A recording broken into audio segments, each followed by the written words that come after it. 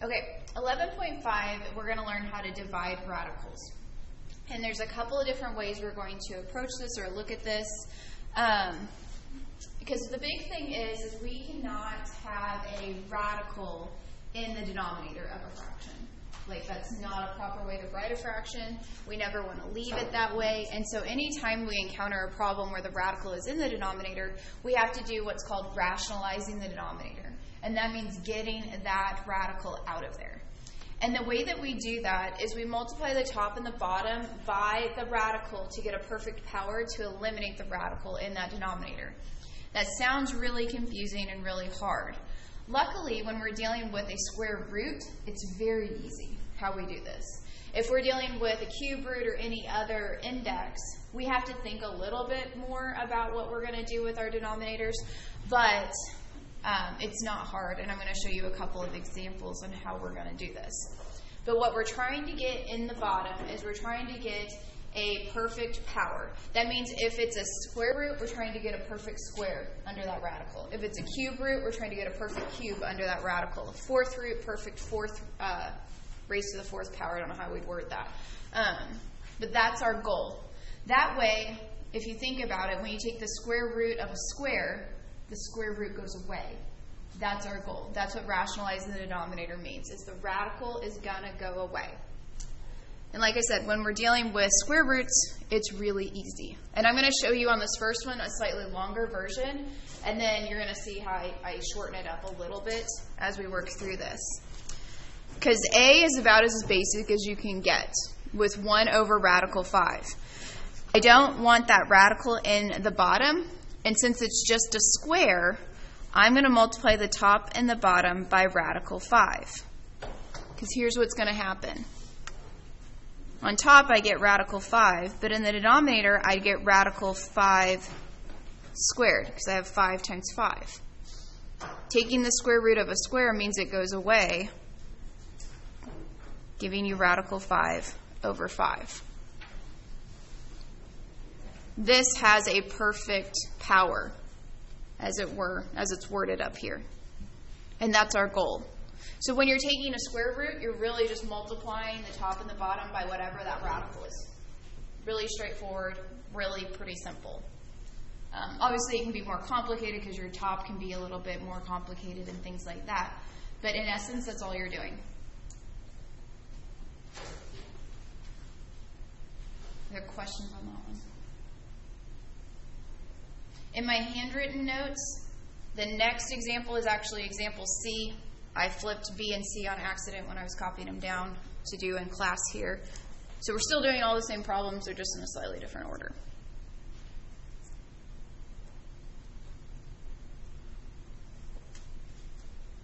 For B, we're going to do a cube root. And there's a cube root on top and a cube root on bottom, and that's totally okay. It doesn't really matter what's on top. The problem becomes that we have a cube root in the denominator. And unlike with our square root, I can't just multiply the top and the bottom by the cube root of b, because then I'm going to have the cube root of b squared, which doesn't do any good. I still have a radical in the denominator. And so this is where we have to think about trying to get a perfect power. And so in this case, I'm trying to get a perfect cube underneath my radical so that it will go away. So what I need to ask myself is, what do I multiply b by to give me a perfect cube? Like, how do I make this look like b to the third power? What do I multiply it by?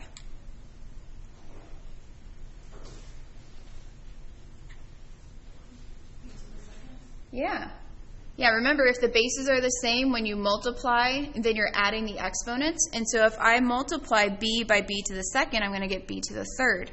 So I'm going to be multiplying the top and the bottom by the cube root of b squared this time. So when your index is something other than 2 or something other than a square, you're going to have to think through how to make what's underneath your radical or your radicand into a perfect power. That way, whenever you do this multiplication, it goes away. So on top, I'm going to have the cube root of 16a to the 4th b squared. And on the bottom, I have the cube root of b to the 3rd.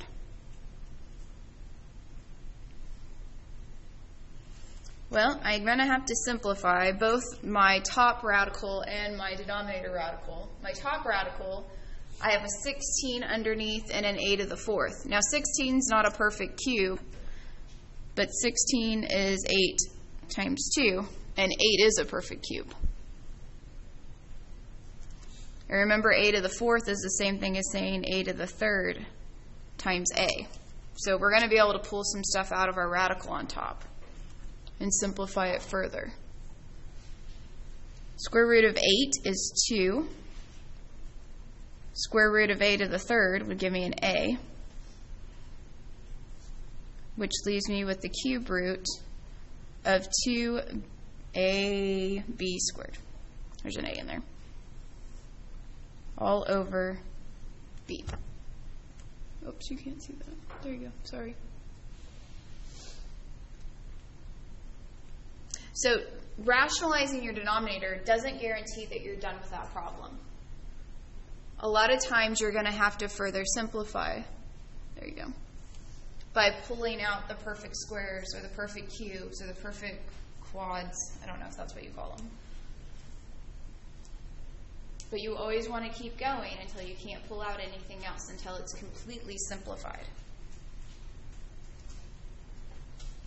And on Pearson, they give you all the various options to do the fractions, to do the radicals, and all of that stuff. Questions on this one?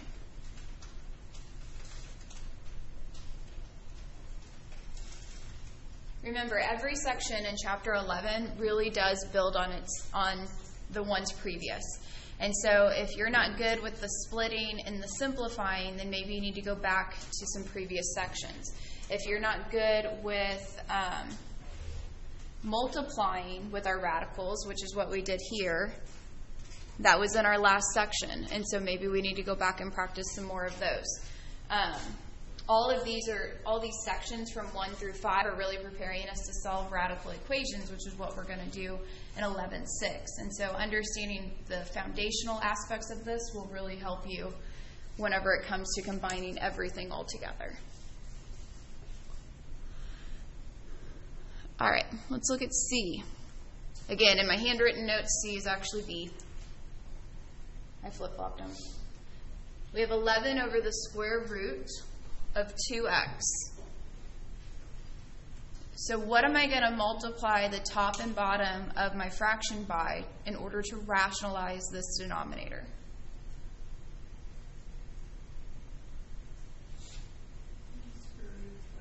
Yep, this is a square root one. We like the square root problems because all I'm going to do is multiply the top and the bottom by whatever that denominator is.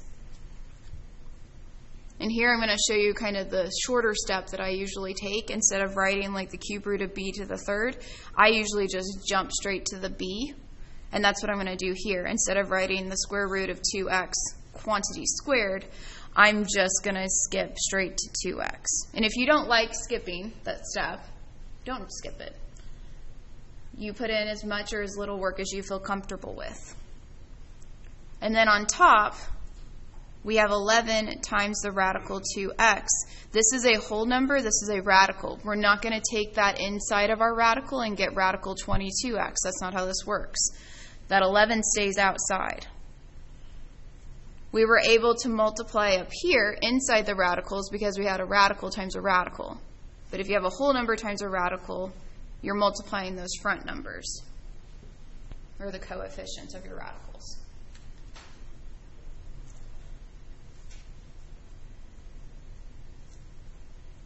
Questions, comments, clarifications? Anything? Okay. D, we have the square root of 2 over 3. 2 over 3 does not simplify at all. So we're left with that fraction. And so we can do our quotient rule where we split this, where it's radical 2 over radical 3. It's the same thing. It's our quotient rule that we've learned previously. And then from there, we have a problem like A and like C. We have a radical in the denominator. We don't like that. So we're going to multiply the top and the bottom by radical 3. In the top, since our indexes are the same, we can multiply what's underneath, giving me a radical 6 on top. Radical 3 times radical 3 would give me a radical 9, which gives me 3.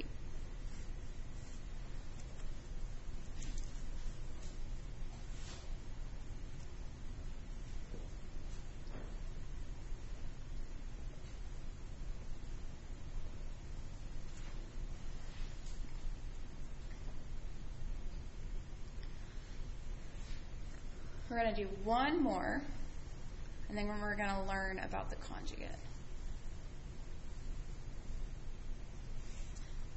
E is a lot like B on our lecture here, or C on my handwritten notes, in that it's a little bit more complicated because we're dealing with the fourth root, and we've got radicals on top, radicals on bottom, we got numbers, we got variables.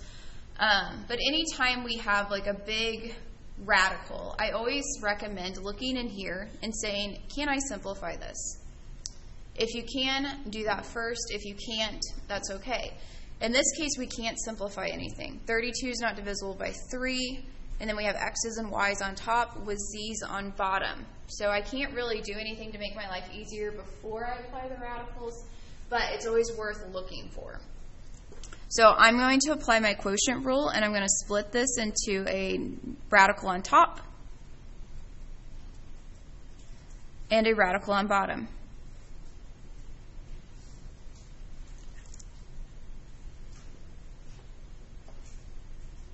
And then since I know, in order to rationalize my denominator, I'm going to be multiplying the top and the bottom by something, and I've already got 32x to the 9th, y to the 6th on top, I'm going to go ahead and choose to simplify this top part first so that I'm not multiplying it by something big and getting some monstrous number that I can't really play with. So I'm going to go ahead and choose to do that first. And so I have to figure out if there's any perfect force in here.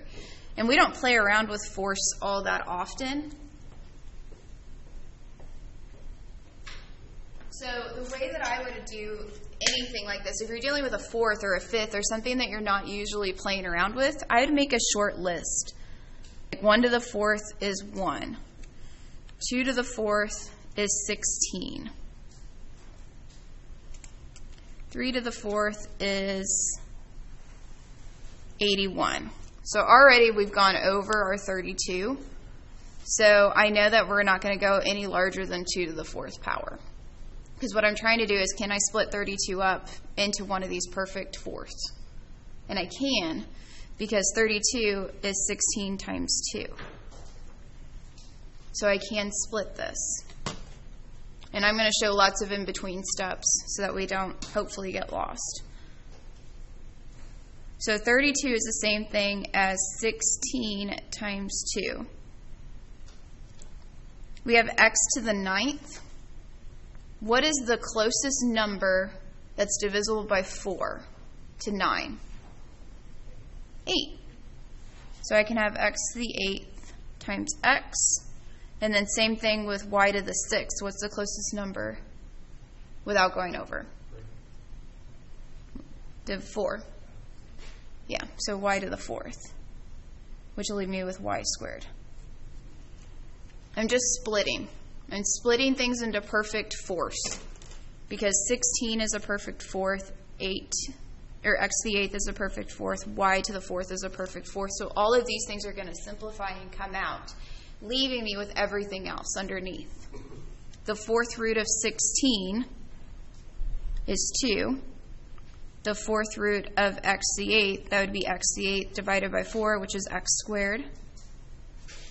Y to the 4th would be 4 divided by 4, which is just a y, leaving me with the 4th root, okay, what can you see, of 2xy squared. And all of this is still over the 4th root of 3z squared.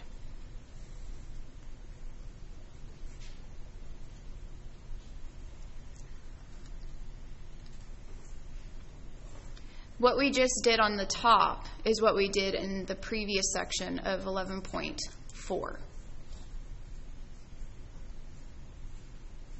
Now, we're not done. You would like to be done at that point, but we're not, because we still have that radical in the denominator. And here's the issue that we're coming into, is it's not a square root, so I don't just get to multiply the top and the bottom by what it is. It's a fourth root. So everything underneath that radical in the bottom has to be raised to the fourth power, so that when I take the fourth root, it's going to go away. So let's start with that z squared. Let's start there, because that's going to be a little bit easier to see. And then we'll talk about the number. I'm going to have to multiply the top and the bottom by the fourth root of something. You can't see that. Bloop. How do I make z squared into z to the fourth? What do I multiply it by?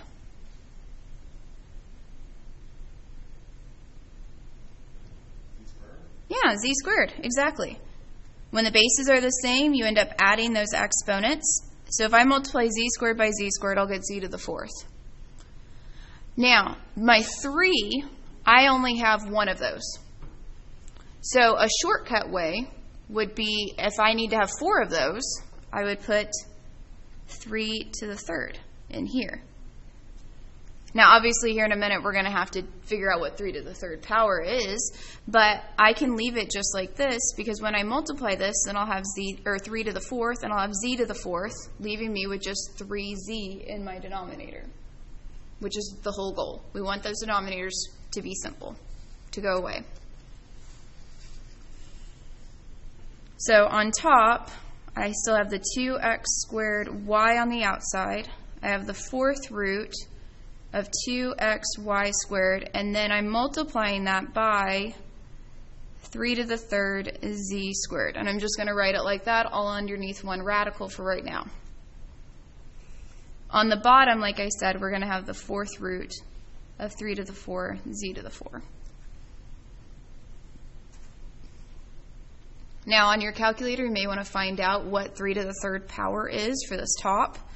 3 to the third would be 3 times 3, which is 9, times 3 again, which is 27.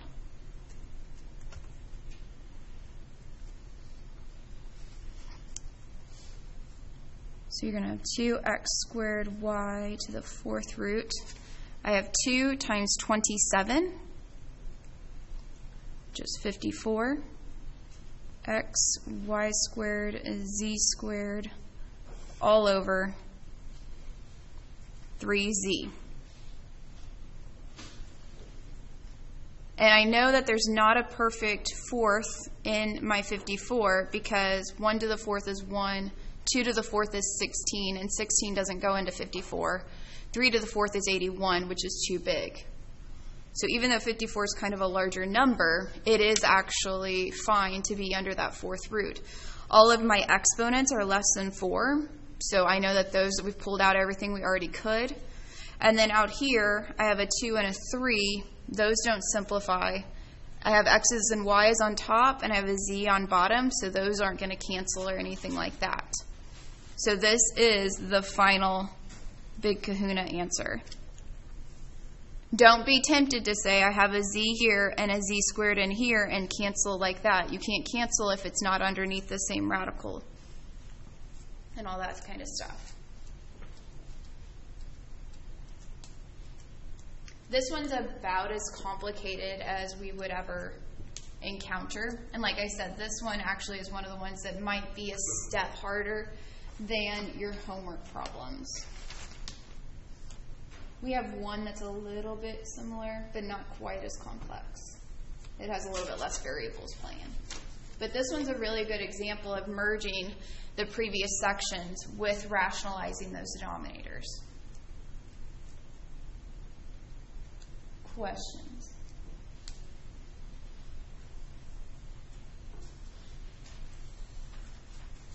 Okay.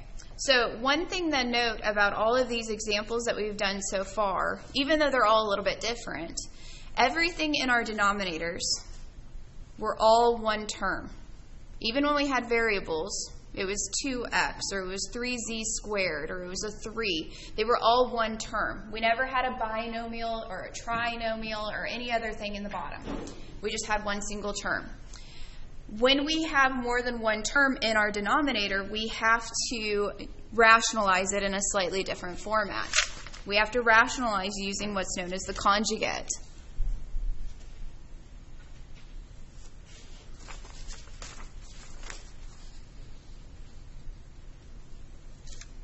So this is when there is like a binomial in the denominator, and one of the terms or both of the terms are radicals. What we do is we multiply the top and the bottom by the conjugate of that denominator. What in the world's a conjugate? A conjugate is where the terms themselves don't change, but the sign between them does. So if your denominator has a plus b, you would multiply the top and the bottom by a minus b. If you had a minus b in the denominator, you'd multiply the top and the bottom by a plus b. The whole reason why this works is because when we do this, we're taking a minus b times a plus b.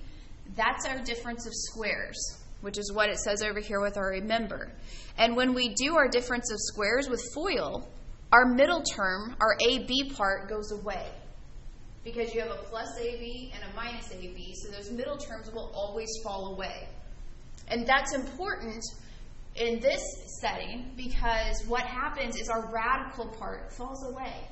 And if you have a squared at the beginning, even if a was a radical, well, if you square it, it just became a number. If you have b squared and it was a radical, it becomes a number. And so this is really helpful. And some of you may be asking, well, can we have denominators where we're not dealing with the square roots in this case? I'm sure you could, but you're not going to encounter those in our class or even in college algebra. When we multiply by the conjugates, it's always going to be dealing with just a single, like a square root. You're not going to be dealing with cube roots and stuff like that in this case. We don't need to make it that much harder because that's not fun. So if you have a single term in your denominator, you're trying to get that perfect power. If you have a binomial in your denominator, you're going to switch the signs and multiply the top and the bottom by that. This also pulls in our factoring and our foiling a little bit from chapter 6.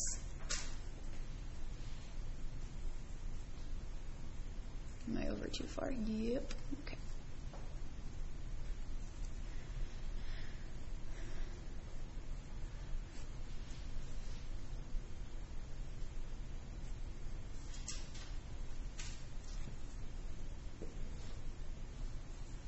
So they're going to look like this a lot of times. We have 13 over 4 plus radical 3. We have a radical in our denominator. We can't leave it like that. And so we're going to multiply the top and the bottom by the conjugate. Conjugate, you leave the numbers the same. It's still 4 and 3, radical 3. But we're going to change that sign. So instead of a plus, we're going to have a minus. Same thing for the denominator. Because what happens is if we go to FOIL the denominator, we're going to get 16 for our first. But then when we do our outer, we get a minus 4 radical 3. When we do our inner, we get a positive 4 radical 3. That's where that middle part goes away. And thus the radical gets eliminated out of our denominator. So when you do this, if you're multiplying by the conjugate correctly, you only have to do the first and the last. Because the middle, the O, and the I are going to fall away. So when I take a positive radical 3 times a negative radical 3, I'm just left with a minus 3. And on the top, I have one term multiplied by 2 terms, so this is distribution. You're going to take 13 times 4 and 13 times a negative radical 3.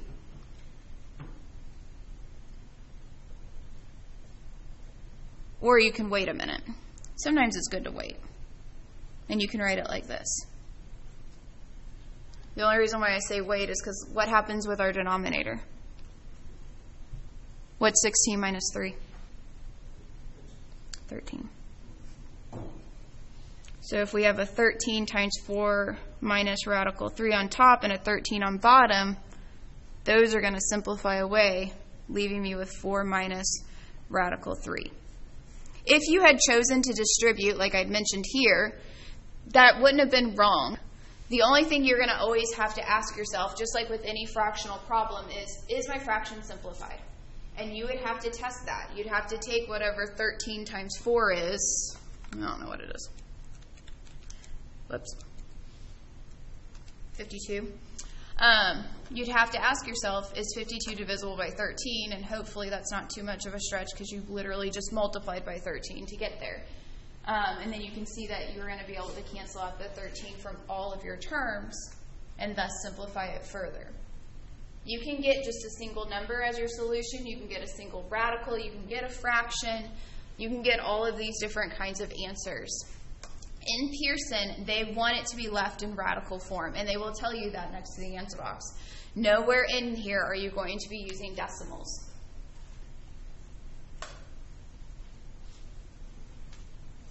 Questions or clarifications?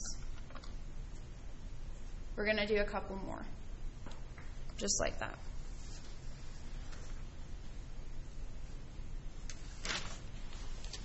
All right, let's do B.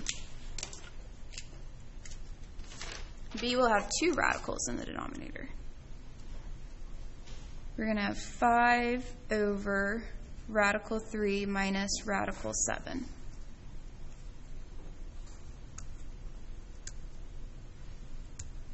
Now remember from the previous section, when we add or subtract radicals, they have to have the same index and they have to have the same radicand, which is the same thing underneath the radical. 3 and 7 are not the same, so I can't combine that and say, well, that's the square root of -4. It doesn't work that way. So this is why we have to use our conjugate in order to get rid of those radicals. So I'm going to multiply the top and the bottom by radical 3 plus radical 7. You can have a single radical like we had up here on A. We can have 2 radicals like we have here. Same process. Up top, that 5 does not come underneath our radical into the radicand. It just multiplies to the coefficients out front. So it's not super interesting to distribute that. And then in the bottom, remember we only have to do the first. Radical 3 times radical 3 will give me a 3. And the last, negative radical 7 times a positive radical 7 will give me a -7. So we'll have 5 radical 3 plus 5 radical 7 all over -4. You can leave the negative down there. I think Pearson was okay with that. If nothing else, you can always just pull it out to the front like that and not leave it in the denominator. Both are equivalent. Looks like in my handwritten notes, I didn't distribute the 5. I don't know if Pearson would be okay. I didn't test that theory. If you could write it as a -5/4 radical 3 plus radical 7. But you could always play around with that if that's a preferred way for you to write it. I don't see why that would be incorrect.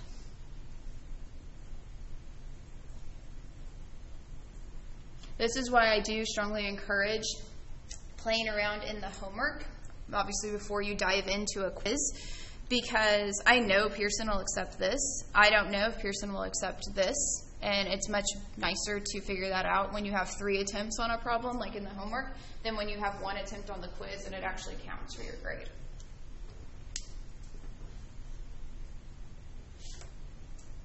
Questions, comments, clarifications before we do one more? One more like this? All right. Let's move that. We'll do C. C, we're going to have x plus radical 5 on top over x minus radical 5 in the denominator. Remember, radicals in our numerator or in our top is totally okay. So we're not trying to rationalize the numerator at all. We're just trying to rationalize the denominator. So I'm going to multiply the top and the bottom by the conjugate of my denominator, which is x plus radical 5.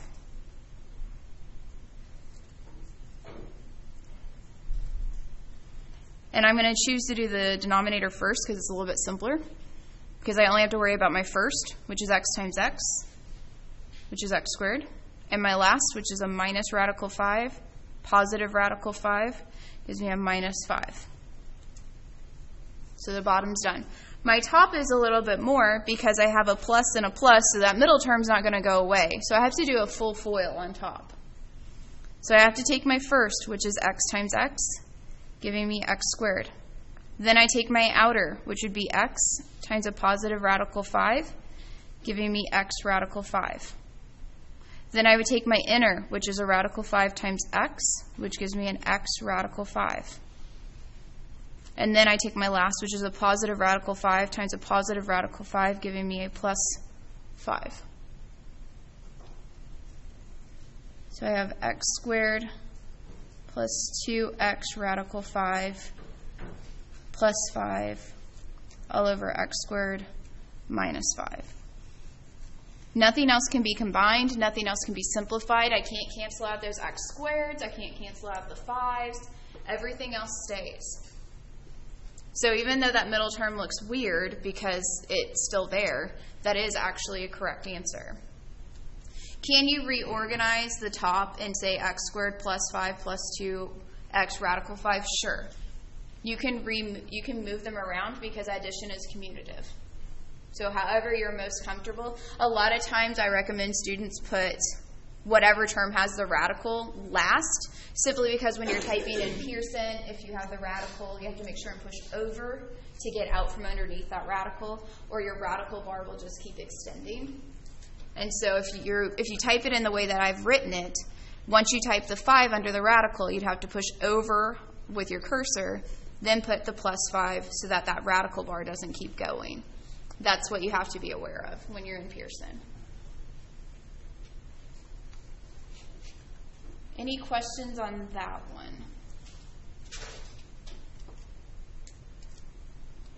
All right, so here's some helpful things to look for when you are simplifying your radical expressions. And like, how do you know when you're done with a radical? How do you know when it's completely simplified? Well, there's no perfect powers in the radicand. There's no x to the second power underneath a square root. There's no 3 to the third power under a cube root, and so on like that. So there's no perfect powers. All exponents in the radicand, that means underneath the radical, are less than the index. If I have x to the 6th power and I'm taking the square root of that, I'm not simplified yet because 6 is greater than the index of 2. And so those are things to look for. No radicand contains a fraction. So we had a problem that said the square root of 2 over 3. And we saw using our quotient rule that was equivalent to radical 2 over radical 3, which means it's not simplified. We have to rationalize that denominator to make it simplified. So you can't have a fraction underneath your radical, and there's no radical in the denominator. If all 4 of these things check out, then you are probably completely simplified. I say probably because you do also want to make sure and check those numbers and make sure that you don't have any perfect squares or cubes or whatever you're playing with to pull out, which is really step number 1, that there's no perfect power.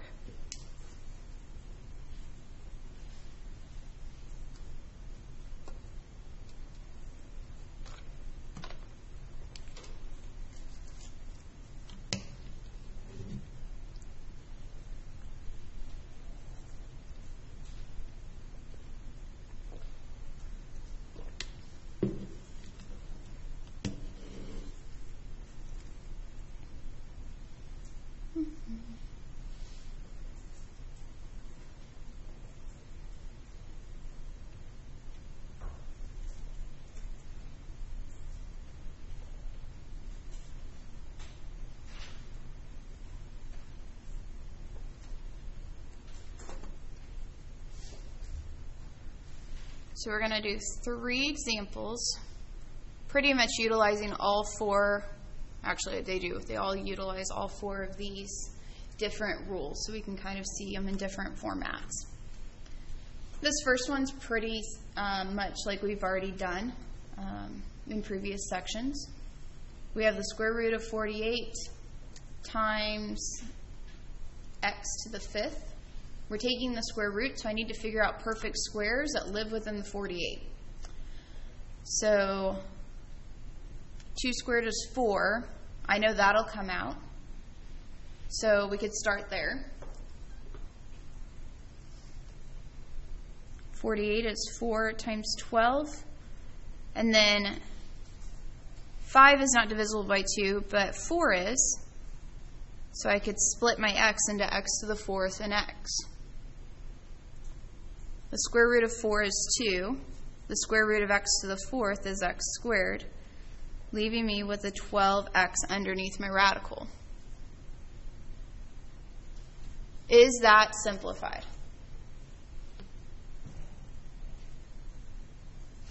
Well, the power, I don't have a radical in the denominator. I don't have a fraction in my radicand. All the exponents under my radical are less than the index. So I'm basically asking, is there anything in 12 that's a perfect square that I can pull out again? Like, what times what gives me 12? 4 times 3. And 4 is a perfect square. So I can keep simplifying. I'm not done.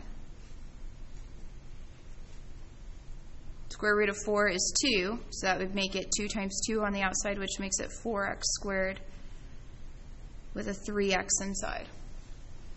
In my handwritten notes, I didn't have to go through multiple simplifications, but only because I noticed that 48 is 16 times 3. 16, the square root of 16 is 4, and so I was able to simplify it a little bit further, a little bit quicker. But notice either way, whether we had to pull out the 4 2 different times or whether we pulled it out just the once, we still get to the same answer. We still get to 4x squared square root of 3x. You just always want to ask, is there anything else I can pull out? And if there is, you're not done. And if there's not, then you're good.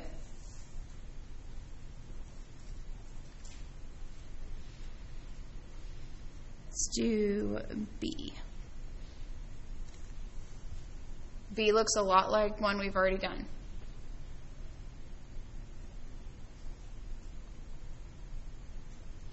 The rule this one's breaking is we can't have a fraction in our radicand. And so when we apply our quotient rule, we have radical 1 over radical 2. Now what's being broken is the fact that we have a radical in our denominator. And so I'm going to multiply the top and the bottom by radical 2 so that I'm rationalizing that denominator. That'll give me a radical 2 on top over 2 on bottom. Please don't be tempted to do magic math here and simplify and say, oh, well, the 2's cancel, leaving me with radical 1, which leaves me with a positive 1 as my solution. We can't do that. If there was a 2 out front of my radical 2, then that 2 and the 2 on the bottom could be simplified because this is a whole number and I can simplify the coefficients then of my radical. You can't cancel something that's under a radical with a whole number. So don't do that magic math.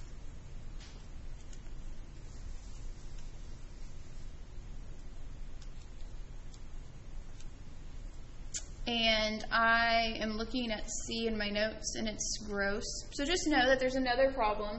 There's nothing really wrong with it. It's a little bit tedious, and it's quite a bit harder than anything you're going to encounter. So if you want a challenge problem, C is a great challenge problem. But I would like to go ahead and skip down to doing 2 examples, again, that are slightly harder than your homework, but these are good things to remember. And they're good things to work through. Unless anybody really has a big objection to skipping C. You can see C. You can see C. That sounds fun. C is We have a radical minus a fraction where the radical is in the denominator plus another radical. We have to do a lot of simplifying. We have to get rid of our fraction and just multiple little steps. It's not necessarily hard if you take each piece by itself.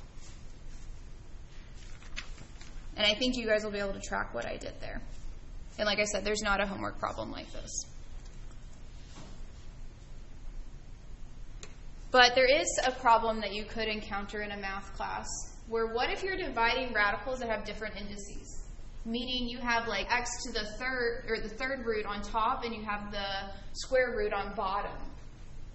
There's not a good way to deal with that. We can't rationalize it in quite the same way. And so the easiest way to approach those problems are to use our fractional exponents and then use all of our different exponential rules. That's a way to kind of circumvent playing around with different indices. And we're only going to do one. I have two in my notes, but we'll just do one for time's sake. We'll do B. Again, you're more than welcome to look at the other one. We'll do a third root.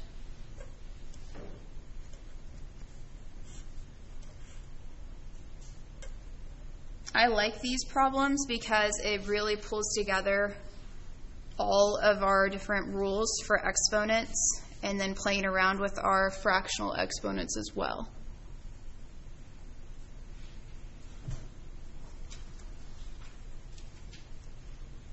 Remember, we learned exponents and all of the product rule, quotient rule, power rule, all those kinds of things back in chapter 5, which was the very first chapter of our class. But if you need to go back and refresh, go back and open up those homework, do similar exercises while the problems are a little bit simpler to refreshen yourself on how this works.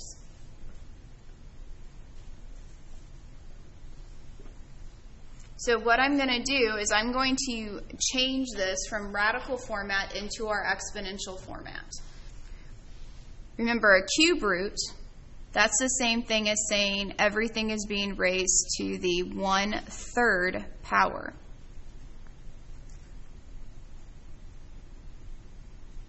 And a square root is like saying to the 1/2 power.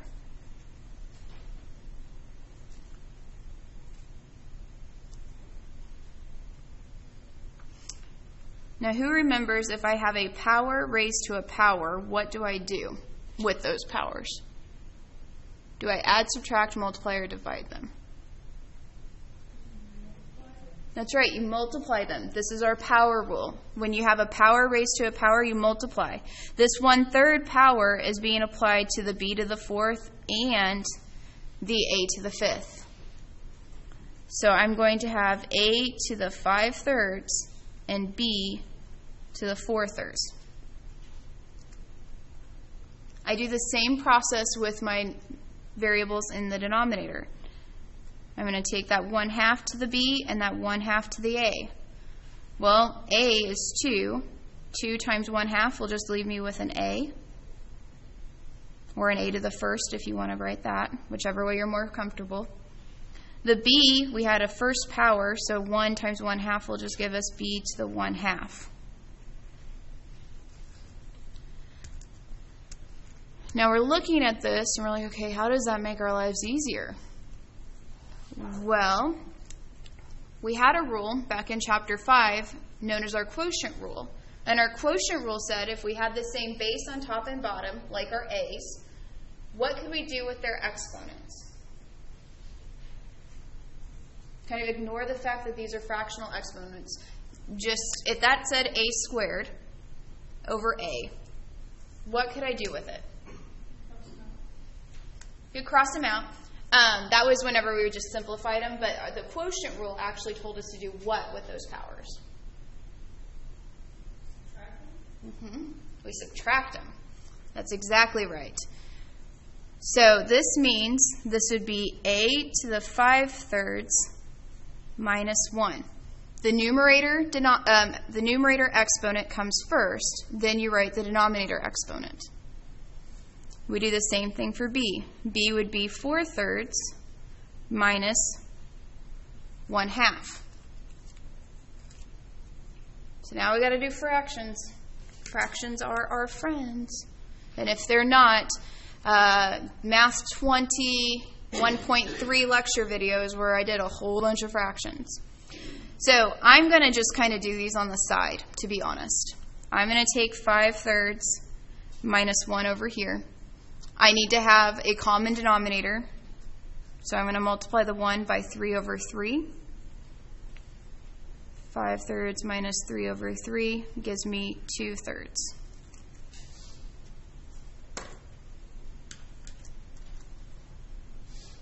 So this will be a to the 2/3. Then I'm going to do the same thing with my b exponents, where I have 4/3 minus 1/2. I need to have a common denominator between 3 and 2. What is the smallest number that 3 and 2 both go into? 6.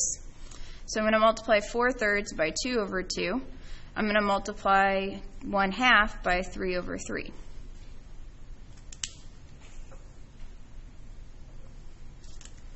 So that'll give me 8, 6 minus 3, 6, which will give me 5, 6.